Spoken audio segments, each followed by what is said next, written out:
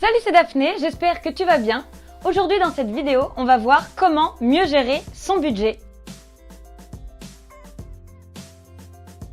Pour commencer, demande-toi pourquoi as-tu besoin de mieux gérer ton budget?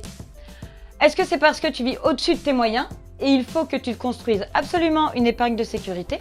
Est-ce que c'est parce que tu fais trop de dépenses inutiles et tu aimerais les réduire parce que voilà?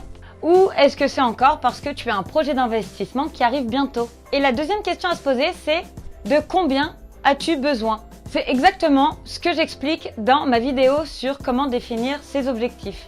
Alors je mets le lien dans la description. La première étape, c'est de définir un ou plusieurs objectifs précis et quantifiés. Dans ces objectifs, et si ce n'est pas déjà fait, doit être pris en compte la création d'une épargne de sécurité. Ça correspond à 3 mois de salaire. Elle te permet d'avoir de l'argent de côté en cas de coup dur. Si tu perds ton travail, si ta voiture te lâche, si tu perds ton ordinateur, etc., etc. Voilà, pour pallier à tous les aléas de la vie. Il est important de se la constituer et de les placer sur des livrets bancaires, choisis pour leur disponibilité instantanée. Après avoir défini tes objectifs financiers, l'étape suivante, c'est l'analyse budgétaire. Fais le point sur tes différentes sources de revenus et de dépenses. Ensuite, tu vas les catégoriser. Charges fixes, tout ça, et charges variables. Avoir conscience de ce que tu dépenses et où tu le dépenses, c'est le premier pas pour la gestion de ton budget. Si tu mets tout ça en place et tu n'es toujours pas satisfait de l'épargne que tu mets chaque mois, tu peux faire des actions qui impacteront directement ton budget. Si tu as des crédits auto ou des crédits conso, l'AP1, c'est de les rembourser. Grâce à ton analyse budgétaire, tu vas pouvoir isoler les dépenses inutiles et aussi renégocier tes abonnements mensuels. Et si tu as peur de te laisser tenter par tout ce que tu vois en vitrine, quand tu dois aller faire tes courses ou ton shopping, choisis-toi un budget et sors l'argent en liquide. Maintenant que tu as une idée précise de tes comptes, tu vas pouvoir choisir ta capacité d'épargne. Ta capacité d'épargne, c'est un pourcentage sur tes revenus que tu vas mettre de côté. La règle qui revient en général, c'est le 50, 20, 30. 50% de tes revenus vont pour tes besoins mensuels. Loyer, impôts, factures essentielles, alimentation. 20% de tes revenus serviront pour tes projets et pour ton investissement. C'est ça, la capacité d'épargne. Tu vas l'extraire dès le départ, en début du mois, comme on dit, paye-toi en premier.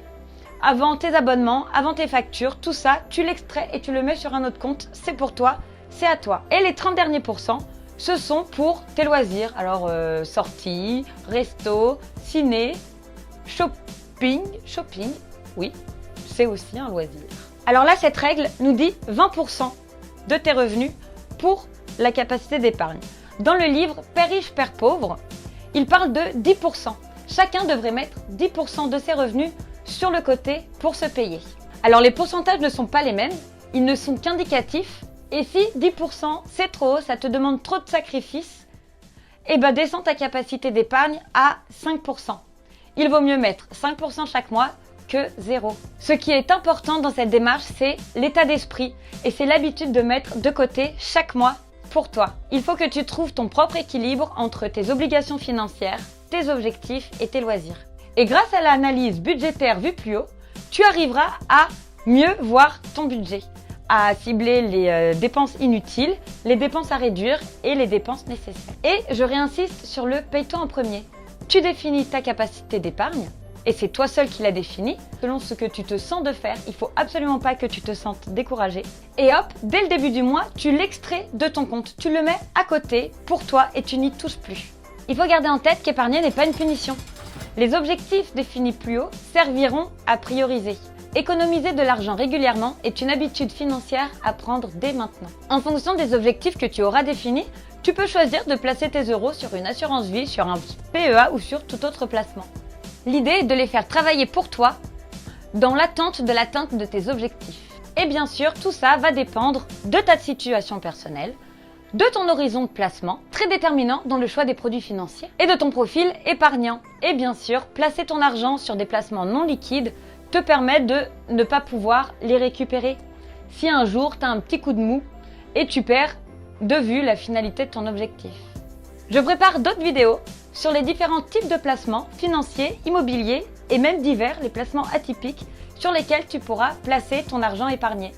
C'est tout pour cette vidéo, merci de m'avoir suivi jusqu'au bout. Tu peux mettre un like si la vidéo t'a plu et t'abonner si tu ne veux pas nous louper les nouvelles vidéos sur les différents types de placements. Et m'écrire en commentaire même si tu te vois plus investir dans des placements financiers, dans des placements immobiliers et si tu veux en savoir plus sur les placements atypiques qui existent. Et en attendant, je te dis à la semaine prochaine!